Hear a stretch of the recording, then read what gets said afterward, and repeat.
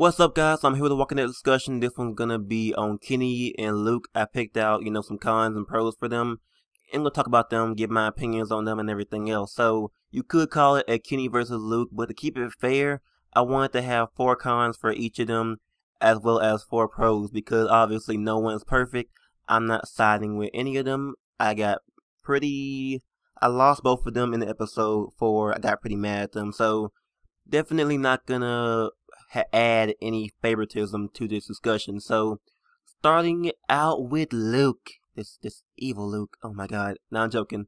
I don't really hate Luke. I sat with him in episode 2, and I hugged him in episode 3. So I know heretic right here. So Luke, starting out with his pros. Now, from Clem's perspective, he trusted Clem in episode 1. He was the only one other than Pete who trusted Clem. He wanted to help her out, but obviously it was a group decision, and therefore as a pro he actually trusted Clem, and obviously this is Clem's story, so that's a good thing.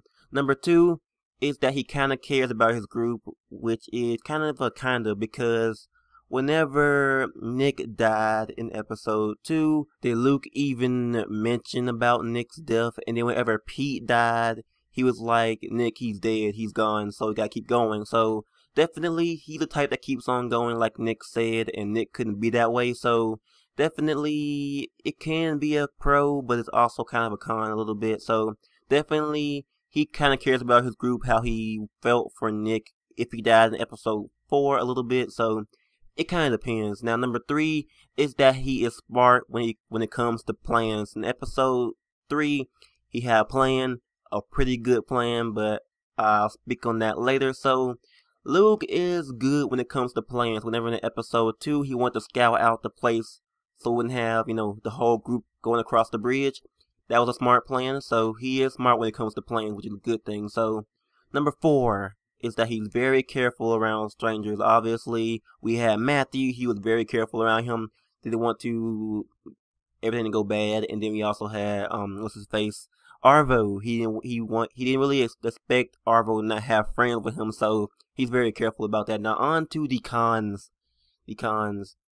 Whenever he had his good plan, he got caught stealing food, which is you just ruined your whole plan right there. I know he was hungry. I couldn't really go that long without food, and I can understand that he was hungry, but still, you screwed up your own plan, getting caught stealing food, and that's pretty much a con of him. He couldn't resist the food. He was just too hungry. So, moving on to number 2 is that he worries about Kenny's problems too much. He wanted to leave Kenny in episode 3. He said he looked at Kenny and he was broken in episode 4. So, he's basically worrying about Kenny and like, hey, Kenny seems broken, I'm getting tired of him and everything. So, definitely he's worrying about Kenny's problems too much, which is a con for him.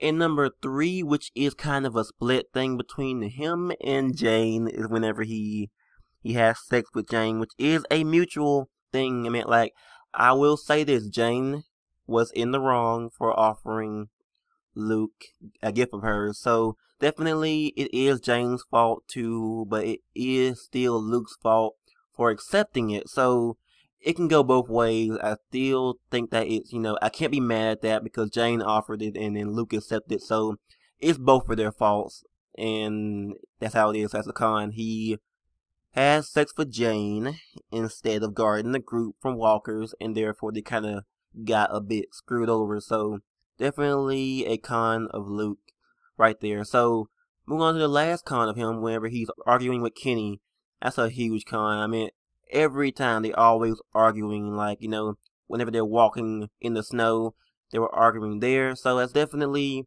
a con of him. He can't stop arguing with Kenny.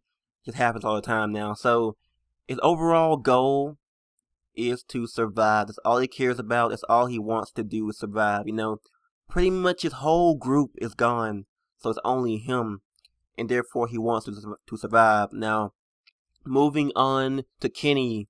Can't let Kenny go with the mustache guard. Okay, so his pros are we known him since season 1. We got to actually, like him as a character. Maybe if you did, probably not.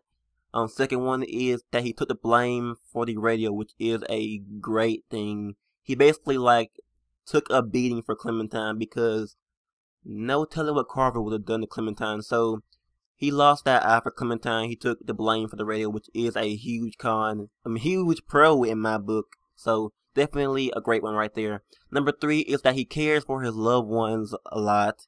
You know, he had Katya, Duck. He cared about them. He was so emotional about them. And then Sarita, he also cares for Clementine, which is a great thing, but it can be a bit too much. So I'll speak on that later. Number 4 is that he only cares about the baby. Now, basically, he just gave up all hope. He's like, why am I still here? And then Clementine reminded him, hey, there's a baby on the way.